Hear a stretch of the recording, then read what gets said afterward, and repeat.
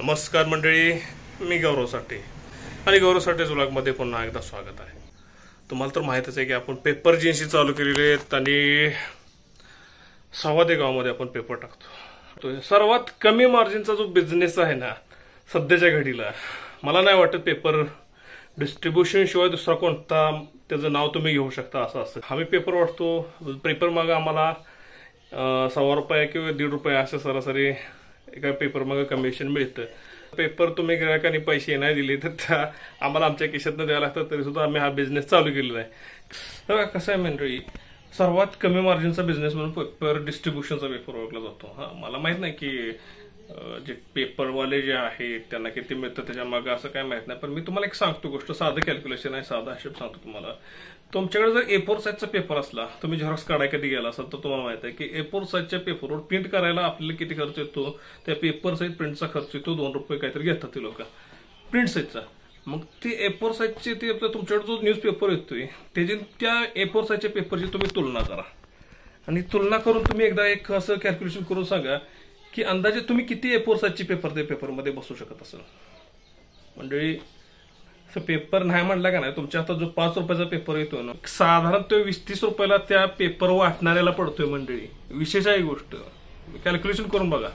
तेवढा पेपर छापायचा म्हटलं का नाही तर त्याचा खर्च आहे 20-30 रुपये, पण तरीही तो पेपर तुमच्या हातात 5-6 रुपयाला येतोय। म्हणजे मांडलं पाहिजे की नाही इंडस्ट्री कशी चाललेली आहे ती।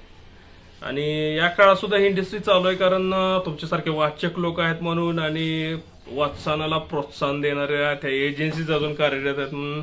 आम्ही म्हणत नाही की बाबा त्या एजन्सींना काय नुसतं एवढ्याच जीव त्यांनी चाललेले नाही, एवढ्या लॉसमध्ये सुद्धा चालवतात, कारण त्यासनी ते ऍड्स मिळतात, त्या ऍड्सवर ते पैसे कमवतात आणि नाही आता त्यांना ते मिळणार आणि काय तर जगायचं येणार आहोत त्यांना, पण मग ते ऍड्सवर त्यांचे पैसे ठरलेले असतात। पण हे जे मुख्य जो पेपर बिझनेस आहे त्यात त्यांना काय लाभ मिळतोय असं तुम्ही काय जास्त गैरसमज होत असेल तर करून घेऊ नका।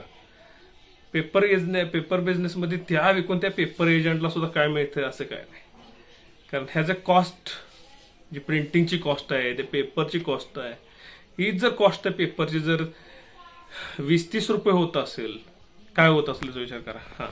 पण एक आहे की एक समाधान आहे की आपण हा बिझनेस करतोय आणि मार्जिन खूप आम्हाला पण कमी मिळतं। ₹1, काय पेपरवाले ₹1 देतात, काय ₹1.25, काय ₹1.5, या हिशोबानं त्याचं ते हे असतं कमिशन प्रत्येक पेपरचं।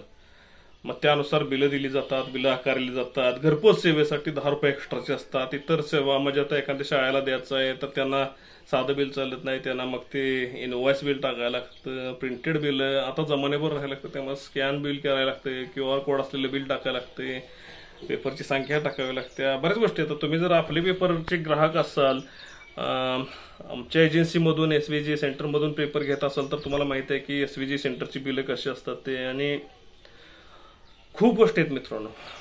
आणि खूप असं 1-2 अनुभव असे आहेत ना की जेव्हा मी पेपर टाकायला जातो ना गावामध्ये वगैरे जाताना, एक म्हातारी माणसाशी बसलेले असतात आणि त्यांना असं आपण लई कुतूहल बघत असतात त्याचं पेपर टाकायला जाताना। आता खरं कशी कंडिशन आहे त्यांच्याकडे बघितलं असं वाटतं त्यांना पेपर वाचायची खूप आवड असते, असे लोक असतात, पण त्याच्याकडे खिशात पैसे नसतात। म्हणतोय मंडळी, पैसा नाही असं गरीब कोण नाही जगात, पण कसं आहे मंडळी माहिती ना की सत्ता हातात राहिलेली नसत्या त्यावेळी त्या माणसांची कंडिशन खूप बेकार झाली असते। म्हणजे ज्यावेळेला ते तरुण असतील तेव्हा त्यांनी भरपूर कमवलं असेल, no doubt about that, but आता त्यांची मुलं बाळात असतात, नोकरीला कुठं काय असतात, ती लोक गावाकडे असतात, आईबाप गावाकडं, मुलं शहराकडं, आणि त्या लोकांना टीव्ही हे मान्य आहे, टीव्ही आहे, सगळं आहे, लॅपटॉप असं लागते, टॅबलेट हातात देऊ शकतात, पण जे ट्रॅडिशनल लोक आहेत आता ज्यांचं वय जे आहे ते 50च्या पुढं आहे, त्यांना ह्या गोष्टीला की इतक्या मॅच होत नाहीत।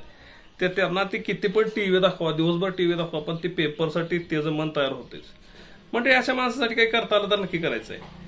माझा हा व्हिडिओ जर गौरवसाठीचा ब्लॉग जर नेते मंडळी बघत असतील, प्रतिष्ठित मंडळी बघत असतील, मी खरं सांगतो मंडळी तुमच्या सहकार्याशिवाय गोष्टी होणार नाही, आणि जर पत्रकार मंडळी पण बघत असतील तर त्यांना पण सांगतो खरोखर माणसांना पेपर ही नुसतं एक कागदाचा तुकडा नाही मंडळी, it is not just a piece of paper.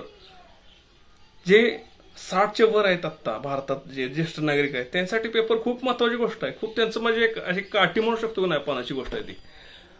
No doubt दिवसभर बातम्या मी तुम्हाला सांगितली आहे ते दिवसभर बातम्या बघतात सगळं सगळं सगळं मान्य, पण त्यांच्यासाठी हे पेपर आहे ना काठी आहे काठी. म्हातारपणात काय तर इकडं तिकडं फिरू शकत नाही. गावातल्या सगळ्या बातम्या, अगदी तरुणपणात त्यांनी अगदी रान मांडलं असेल, इकडे फिरले असतील तिकडे फिरले असतील, अख्ख्या कराडला फिरून येडा मारून आले असतील ते दिवसभरात त्याच्या तरुणपणात. पण आता काय झाले, ती झालीत रिटायर. आता ती जागे माझे पण पप्पा माझं वय आता 72 आहे. आणि अशा लोकांना पेपरची खूप आवड असते. म्हणजे पेपरमुळे त्यासनी जगाचं ज्ञान कळते. टीव्हीने कळतंय आम्हाला, नो डाऊट आहे, पण कसं आहे मोबाईलमध्ये बघत. पण त्या लोकांचा जो पारंपरिक बाज आहे ना, की त्यांना ते पेपरमधनंच पाहिजे आहे. एक हाऊस असते माणसांना, त्यांची मंडळी त्यांची एक हाऊस असते. आणि ती हाऊस खरं जर तुम्ही एक तुमच्या पण घरी जर ज्येष्ठ नागरिक असतील, तुमचे आई वडील असतील आणि त्यांना जर वाचनाची तशी आवड असेल तर त्या लोकांची हाऊस पूर्ण करणं गरजेचं आहे.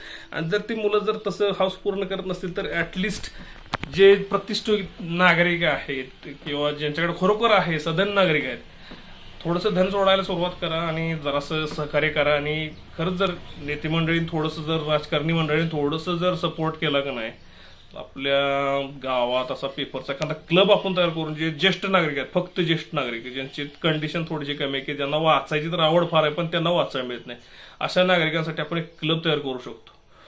व्हिडिओ खूप आवडला, व्हिडिओ खूप मनापासून बनवला, आवडला तर लाईक शेअर सबस्क्राईब झाला पाहिजे मंडळी. धन्यवाद. आणि असेच व्हिडिओ आणखी पोस्ट करत राहणार आहे.